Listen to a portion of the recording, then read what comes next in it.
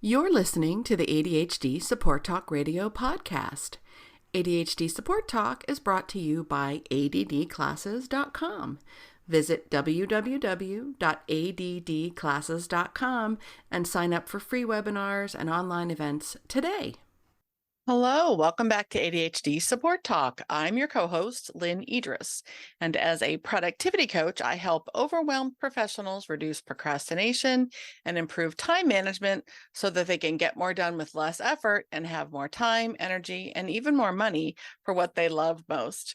And as a woman with ADHD myself, guys, I get it. I've been where so many of my clients are and where so many of you are, and I've come out the other side, so to speak. I often say your ADHD doesn't go away, but you sure can learn to live a life of more success and fulfillment than you may think is possible for you right now. I definitely believe that you can share the same success yourself. You can learn more about me, what I do, and the programs and services I offer at www.coachingadvantages.com. And when you text the keywords my quiz, that's MYQUIZ, no spaces, my quiz to 33777, you'll get complimentary access to my online productivity quiz to help identify your productivity type and get to the root of what gets in the way of your follow through so that you can stop struggling, take control of your time and your life, and show up like the incredible person I know you are deep down more easily and consistently. Today, I want to talk about something that makes all the difference in whether you succeed or fail with ADHD. I'm talking about unlocking success with ADHD. So I checked a few online dictionaries and my good old Webster's hardcover dictionary on my shelf, and the word failure is listed almost universally as an antonym, as the opposite to the word success in the dictionary. But what if that's wrong? What if failure isn't the opposite of success? What if what we call failure is a necessary building block of success? So many of us, and this is really almost universally true with ADHD, most of us tend to focus on the gap, what we call the gap. We're focused on what's not going well, and we miss our progress. We miss what is going well or what's working about what we're doing. So we miss out on learning what works for us and what doesn't. If we call everything short of success or everything short of ideal or short of perfect execution a failure, we miss out on really, really important information about ourselves, what works for us and what doesn't.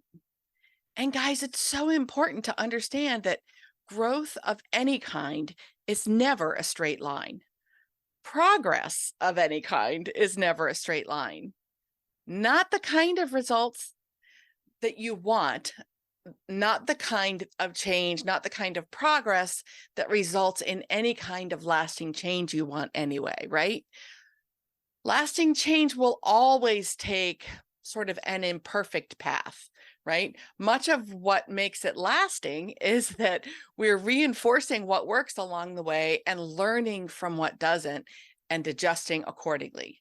So if we never have obstacles, if we never have hurdles or backslides or sidesteps, what we think is progress or quote growth, using my quotey fingers you can't see, is likely to be really only fleeting and temporary because it's unrealistic, it's unsustainable, and it's not road tested, right?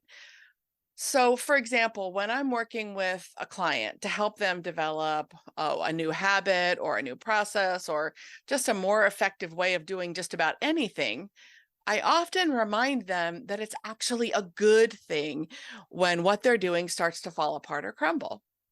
And that might sound a little crazy, but it really is an opportunity. I always remind my clients that if everything goes perfectly or ideally, what happens down the road when life throws a real hurdle or some significant obstacle at you? That's when you're in real trouble because whatever it is that you're doing or trying or creating has never been road tested. You've never learned how to get back on top of things when you need to. You've never learned how to course correct.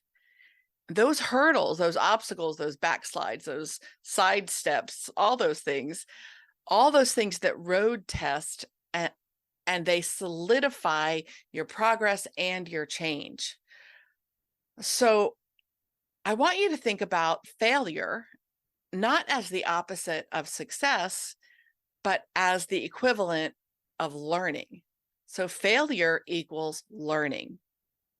All right. If you are, quote, failing at anything, you have an opportunity to learn something valuable from the experience. And I believe that the only failure is choosing not to learn when things don't go as expected. You know that song, What Doesn't Kill You Makes You Stronger? That's not just a song, and it's not just a platitude. What you go through, how you struggle, any obstacles you face make you stronger, but they also make your progress stronger. They make the systems that the systems and the strategies and the things that you're learning stronger as well. Okay.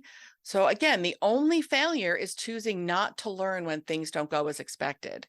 That's a true failure because it's a missed opportunity for growth. So this shift from focusing on success versus failure, or success and failure as being opposites, to focusing on learning is so important that I've made it a fundamental part of the daily setup and review process I teach my clients and in my Unleashed 90-day small group time management mentoring program. So I show my Unleashed members how to set themselves up for a successful and easier day, and part of that is a quick daily reflection that yields big results. And it's all about looking at what you can learn or relearn from what you've experienced each day. Okay. So give it a try for yourself. Look back on your day so far and ask yourself what you've learned or been reminded of. Stop looking at yourself and stop looking at your life in terms of success and failure. Instead, try to look at yourself and your life for the growth and look for the learning. That tendency to focus on the gap between where you are right now and where you want to be is just an old habit that most of us have created over years or decades of struggle. But it's a really important one to change because it likely impacts every single thing you're trying to improve to make your life better, right? I hope I've given you a different way to think about success today, and definitely a different way to think about failure. Remember, failure equals learning, and you get to choose what you call a failure and what you call a learning. And if you're ready to take control of your time and unleash your potential, check out my 90-day small group time management mentoring program to free up hours in your days so that you have more time and energy for what matters most to you. You can check it out at www.unleashedpotential.group or under coaching, under group coaching on my website.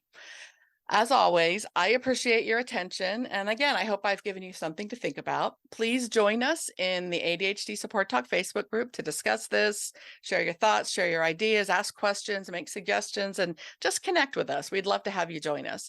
And if you found this podcast helpful or you enjoyed it, we would really appreciate it if you left us a 5-star review on iTunes. The more 5-star reviews we get, the more people can find us and get the help and support they need to unlock success with their ADHD.